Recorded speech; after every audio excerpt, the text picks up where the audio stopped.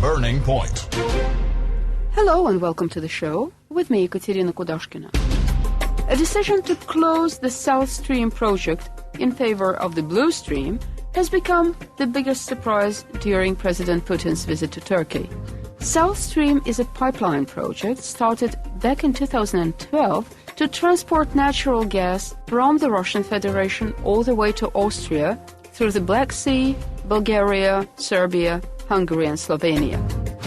On Monday, speaking at a joint news conference with Turkish President Tayyip Erdogan, Vladimir Putin said, and I quote, "Taking into account the European Commission's position, which is not contributing to the realization of this project, taking into account the fact that we still have not received Bulgaria's permission, we think Russia is unable to continue realization of this project in such conditions. Russia and Turkey have agreed to increase the capacity of Russian energy giant Gazprom's Blue Stream gas pipeline."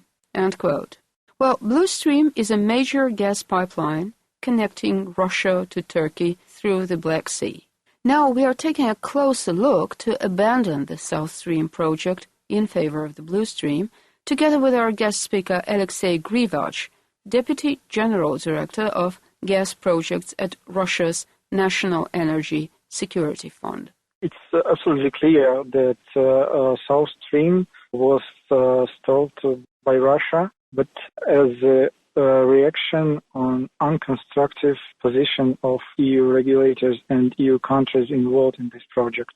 For a few years, they were trying to agree on the terms of constructing this and of realization of this project, but they had political decision from the EU not to develop with this route, and they saw the political pressure against EU countries like Bulgaria, Hungary, and even non-EU countries like Serbia not to start construction without positive decision from the Brussels. So we had to find another solution, and the alternative was found in constructed the pipeline to Turkey, and then from Turkey to EU border in Greece, for example, to deliver the gas which we are obliged to supply to European customers under our long-term contracts. Of course, we have a long history of cooperation with Turkey in gas sphere, and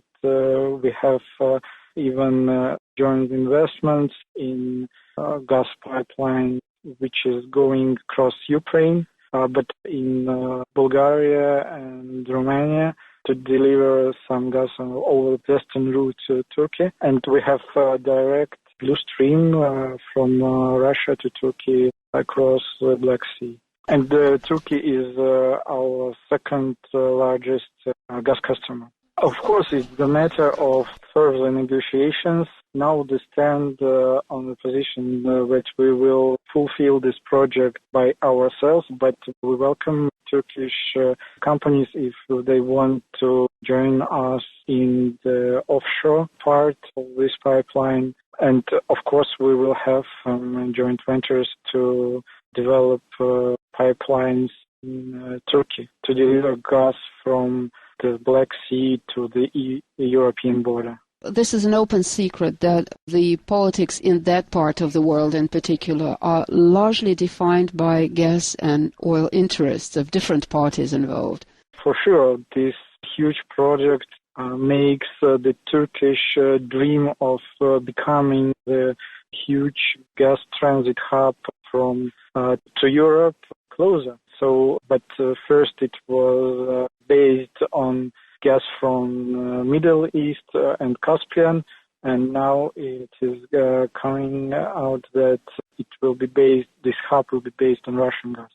The first loser is Europe, which will not have such a great project for the European economy. The even more important for some countries, not very rich countries of the EU, like Bulgaria, and they will lose as well investments and transit fees. And this will go to the Turkey and enforce Turkish position in the market and in the region as well. Alexey, and what is the value of the project? Because we are speaking about South Stream, the part from the onshore and in Europe and offshore part, the cost was about 24 billion euros. I think that this new project across the Black Sea to Turkey and to Greece will be cheaper because of smaller distance and the smaller distance of the expensive offshore part. It's 2 times less than for the South Stream. Which makes it economically more viable. Yes, it makes more viable, but politically the South Stream was the first choice due to direct supplies from Russia to European customers. Sir, thank you so much. And just to remind you, our guest speaker was Alexey Grivach, Deputy General Director of Gas Projects at Russia's National Energy Security Fund. This is Burning Point. We are taking a closer look at the new prospects of cooperation between Russia and Turkey.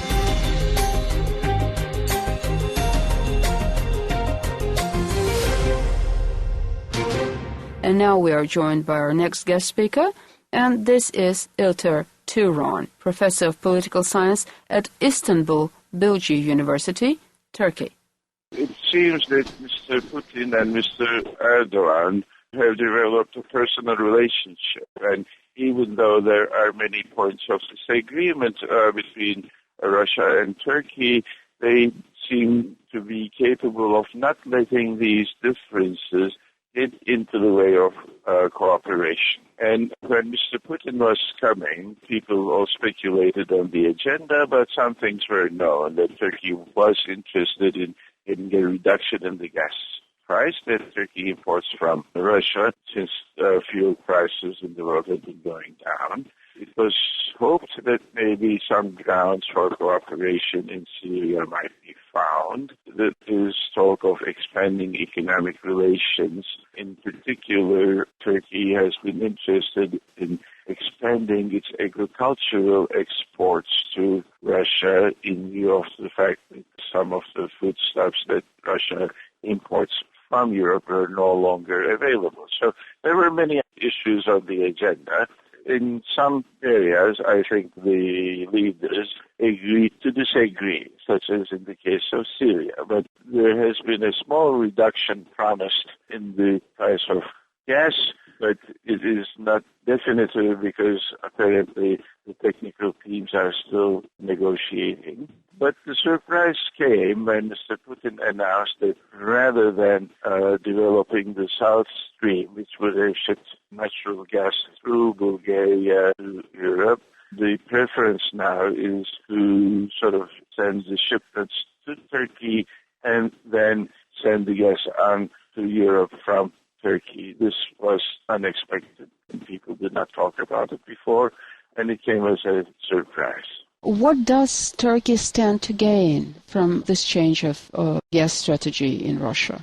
Well, actually, we'll have to wait and see, because the immediate sort of benefit would be to get some transit fees, and then also, Turkey hopes to be a hub from where gas coming from other parts of the broader region is collected and marketed. So Turkey hopes to become a market maker. But whether this project will be successful will also depend on whether there will be buyers of Russian gas points past Turkey. And, there is reluctance on the part of the European Union countries to purchase larger and larger amounts of gas from Russia. So, for the project to be fully successful, essentially buyers have to be brought into the equation, and we don't yet know enough about the way they will approach it. And are there any competing projects in Turkey? I would not necessarily brand them as competing, but there are also other projects. Already, Azeri gas is coming into Turkey, and a pipeline project has been developed called the Trans-Anatolian Pipeline, which will then connect to Trans-Adriatic Pipeline and carry Azeri gas to points in Europe. There is a plan to essentially develop gas from northern Iraq to be shipped through Turkey to Europe, and the Iranian gas will eventually be shipped when the relations between the European Union and the United States and Iran are improved. Iranian gas and possibly Turkmen gas coming through Iran will also be transiting Turkey for points west. So there are yet other possibilities, such as the Mediterranean gas going through Turkey. So there are other projects, but the need for gas seems to be quite large, and Turkey's own need for gas seems to be growing. So it might be better not to term these as competing projects, but as a number of projects that will be going through Turkey to points west. Well, Professor, but moving away from the gas subject, how do you see the relations between our two countries developing? You already said that Mr. Putin and Mr. Erdogan seem to have developed some kind of personal relationship. But if we get down to business and economic issues, what are the points that could bring us closer together, and what are the points on which we are still experiencing differences and problems? Well, essentially the differences seem to be in the political domain, particularly, not seeing the events the same way in Syria. And Turkey also has found it difficult to accept that Russian forces have overtaken Crimea. So these are some of the problems, and there are also maybe disagreements on Caucasus and maybe other places as well. But in terms of economic relations, if one examines the already existing linkages, one discovers that Turkey buys gas from Russia, Turkey imports maybe some other raw materials from Russia, but lots of Russian tourists also come and spend their vacations in Turkey. On the other hand, when you look at it from the Turkish perspective, there is a lot of Turkish construction firms in Russia, and Turkey does export some finished goods, textiles, ready-to-wear clothing, and agricultural products.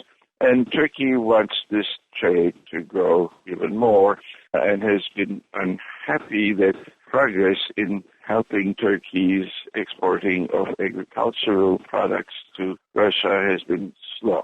And I think recently there has also been talk about sort of investigating the potential of Russia in terms of producing parts for automotive industries, etc. So the process of exploration continues, and on the whole, I think both sides want to keep the economic relationship going.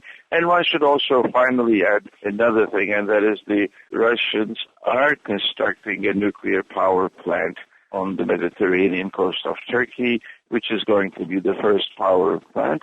And it is entirely possible that cooperation in that domain will also progress in other projects. Professor, but Turkey is also a NATO country, so do its NATO allies, are they comfortable? How do they view this growing cooperation with Russia at this particular moment in history? Well, it seems that most NATO members, before the relations ran into a difficult situation because of the Russian actions in Crimea, many NATO members were competing with each other to develop better economic relations with Russia.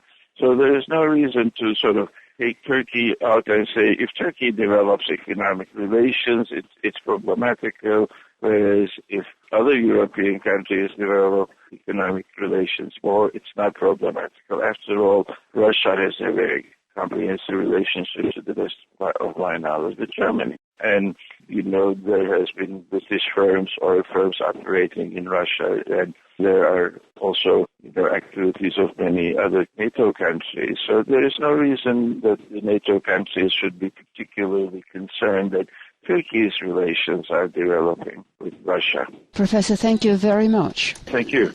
And just to remind you, our guest speaker this time was Ilter Turan, Professor of Political Science at Istanbul Bilgi University. Well, and now we end this edition of Burning Point, brought to you by me, Ekaterina Kudashkina. Thank you so much for staying with us. Goodbye, and take care. Burning Point.